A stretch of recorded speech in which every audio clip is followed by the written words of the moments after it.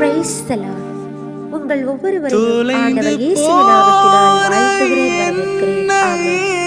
இன்றைய நாளுக்கான இறைவார்த்தை உணவு 1 தெசலோனிக்கர் 5:16-17-18.